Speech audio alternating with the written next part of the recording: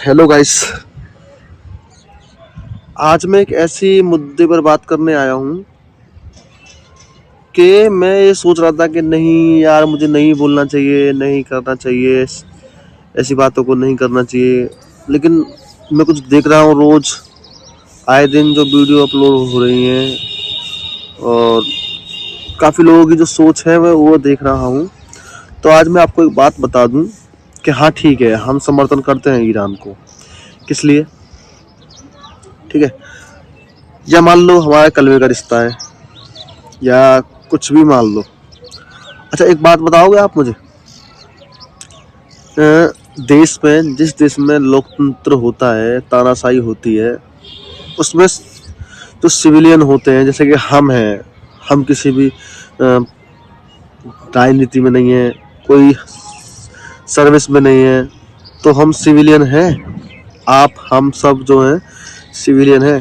तो कहीं पर मान के चलो किसी भी देश से हमारा चीन से युद्ध हो जाए, ठीक है, हमारा किसी और देश से युद्ध हो जाए, किसी भी देश से, XYZ में नाम नहीं ले रहा, तो एक मिसाइल आकर हमारे देश के अस्पताल पे गिर जाए, स्कूल पे गिर जाए, उसमें इनका कोई दोष है?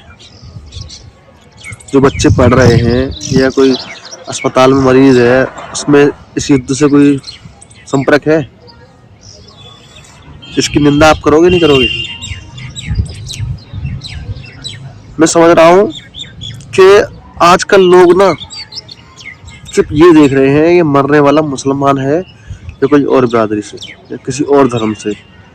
अगर वो मुसलमान है तो सही मारा गया, कोई भी सही, XYZ, सिविलियंस हो या कोई पॉलिटिशियन हो, जो मारा गया, अगर मुसलमान है तो सही मारा गया, ठीक है। और अन्य, इजराइल हो गया, अमेरिकन हो गए, और कोई भी हो, अगर वो किसी चीज को नुकसान भी पहुंचा रहे हैं, वो आम आदमियों को मार भी रहे हैं, सिविलियन को मार रहे हैं, बच्चों को मार रहे हैं, और उनमें से कोई भी मर गया है, वो मुसलमान नहीं है, तो तुम्हें बहुत दुख है, बहुत ज्यादा तुम सदमे में पहुंच गए। और तो आज मैं आपको एक बात बताऊं, कभी लड़ाई धर्म की नहीं होती, ठीक है। अभी आपको पता है धर्म के पीछे लड़ रहे हैं, ईरान और इजराइल, ये अमेरिका, ये लड़ रहे हैं, धर्म के पीछे लड़ रहे हैं। ये लड़ रहे हैं एक अपनी आत्मसम्मान के लिए, अपनी आत्मरक्षा के लिए। क्यों? कि जो इजराइल और अमेरिका है, ईरान को परमाणु बम नहीं बनाने दे रहा। क्यों नहीं बनाने दे रहा? क्योंकि जो इजराइल है ना, मिडिल ईस्ट में तानाशाही कर रहा है। अमेरिका है, वो मिडिल ईस्ट में राज करता है, ठीक है। अब एक बात बताओ कि जब मिडिल ईस्ट में दो पावर परमाणु हो जाएंगे, दो कंट्री के पास परमाणु बम हो जाएंगे, तो पावर बैलेंस हो जाएगी।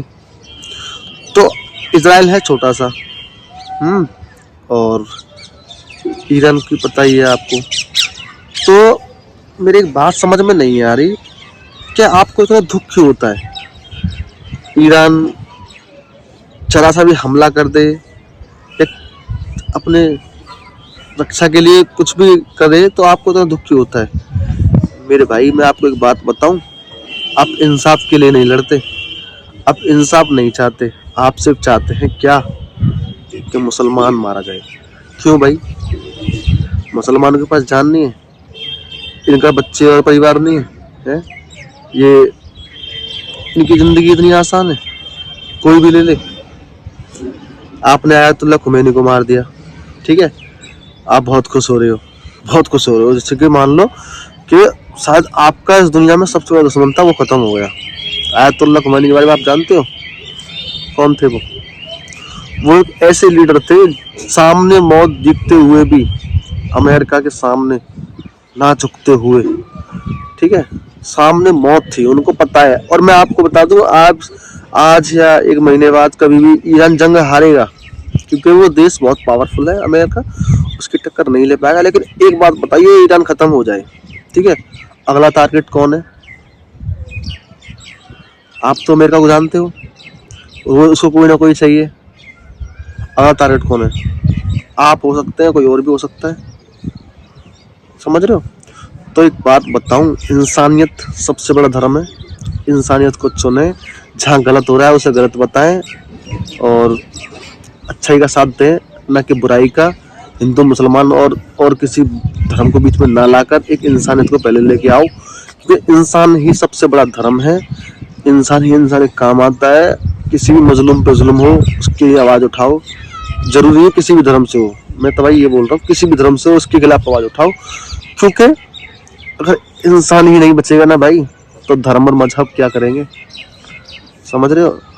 ये सारे सिविलियंस मर रहे हैं ना, जितने भी लोग मर रहे हैं, आप देख रहे होगे सामने कितने कितने रोज रोज मिसाइल जा रही हैं, लड़ाकू विमान आ रहे हैं, जो भी कुछ है, आम आदमी मर रहा है। एक भी, चलो ठीक है, आयतुल्लाह खोमेनी मरे, इजराइल में कोई नेता मरा नहीं, और कोई नेता आपको दिख रहा सामने मरा, तो सामने आया होगा नहीं, जनता ही तो मर रही है, आम आदमी तो मर रहा है। ये बात सिर्फ सोचने की है, ठीक है। बस इतना ही कहना चाहता हूँ, बाकी आप समझदार हैं। जय हिंद।